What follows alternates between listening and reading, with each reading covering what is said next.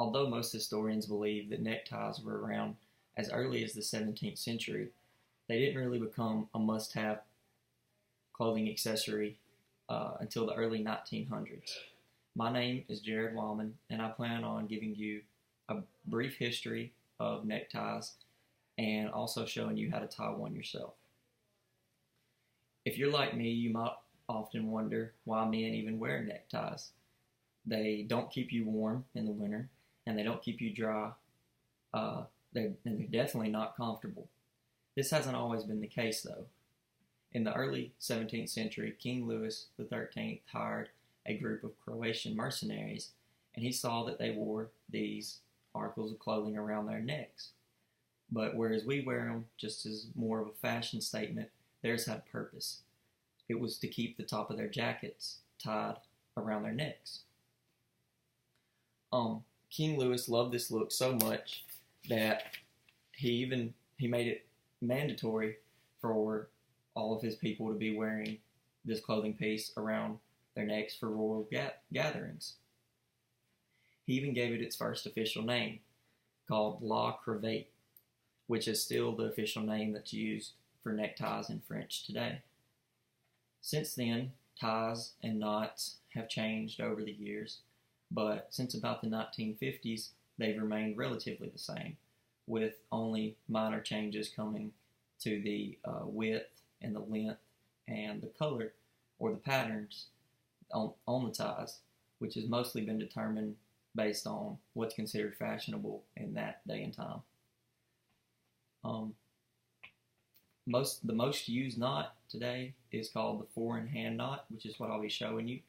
But there are a few other knots that there are tons of knots that other people use to tie with. Some of those knots include the Trinity, the Eldridge, and the mural knot. I got a picture of those here. This one's the Eldridge. This is the mural, which I'll be showing you. And then this is the Trinity. The Trinity and Eldridge knots are a little bit harder to tie, but they're also more creative and a different style of knot if you're going for that. But this is how you tie the mural. So, first off, you want to get it around your neck. And I like to have, it's different for everybody, but I like to have the wider side on the right, and I want it about twice the length of the skinny side on the left. You take the wider side and wrap it around the front of the skinny one while you hold the skinny one down. Go back under and back over like that.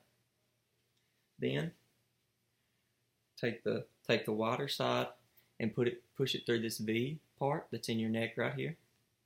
You want to push it underneath that and bring it over. Once you've done that, there you've created this loop right here from where you wrapped it around the skinny part. You want to take the thick end and push it through there.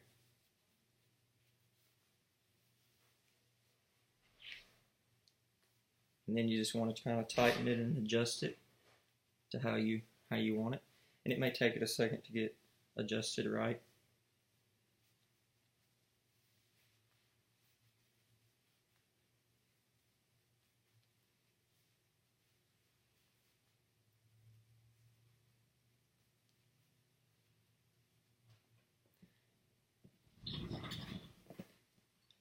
And it could take you a second to get everything how you like it and tie it around the neck, but it might take you a couple tries, but that's how you tie it. Some fun facts that I have about ties include that their neckties are the #1 gift given on Father's Day. Every year, approximately 100 million ties are purchased at a staggering $1 billion.